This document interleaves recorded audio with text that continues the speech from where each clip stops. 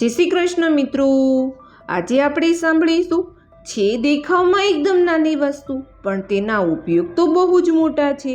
અને વિડીયોને અંત સુધી સાંભળજો, લાઈક કરજો, શેર કરજો અને સબસ્ક્રાઈબ કરજો, જેથી અવનવા વિડીયો તમને મળતા રહે.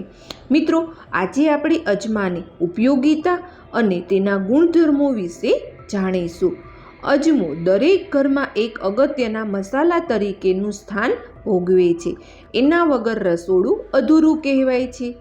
કેટલાક ફરસાણોમાં અજમો નાખવાથી જ અજમો સર્વત્ર સહજતાથી મળી શકે છે. કેટલીક વાયુતા વસ્તુઓની સાથે અજમાનું ચૂર્ણ ભેળવીને ખાવાથી વાયુ દોષ નડતો નથી. ઉપરાંત એનાથી બીજા પણ ઘણા ફાયદા થાય છે. અજમાના લીલા પાંદડા પણ ઘણા ઉપયોગી હોય છે. ફ્રેન્ડ્સ, ઘરમાં એક કુંડામાં અજમાનો છોડ વાવ્યો હોય તો જમ્યા પછી તેના થોડા પાન ચાવી જવાથી ખોરાકનું પાચન સારી રીતે થઈ શકે છે. અજમામાંથી એક પ્રકારનું તેલ નીકળે છે. તે તેલને સીલ પદ્ધતિથી જમાવાય છે. તેને નાની નાની પાતળી સળીઓનું સ્વરૂપ અપાય છે. તે અજમામાં ફૂલ તરીકે ઓળખાય છે. ખાસ કરીને મોઢામાં ઠંડક લાવવા માટે તે પાનમાં નખાય છે.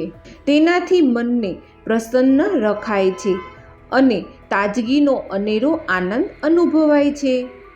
અજમાના ગુણધર્મો: ઉલટી, કૃમિ અને શુક્રદોષના નિવારક છે. ઉદર રોગ, હૃદય રોગ, બરોળ, ગુલ્મ, આમવાતો નાશક જેવા છે. શું મિત્રો, તમે અજમાની આ બધી ઉપયોગિતા અને ગુણધર્મો જાણતા હતા? ન જાણતા હોય તો આ વિડીયોને ફોલો કરજો, લાઈક કરજો અને શેર કરજો, જેથી અવનવા વિડીયો તમને મળતા રહે. જય શ્રી કૃષ્ણ મિત્રો.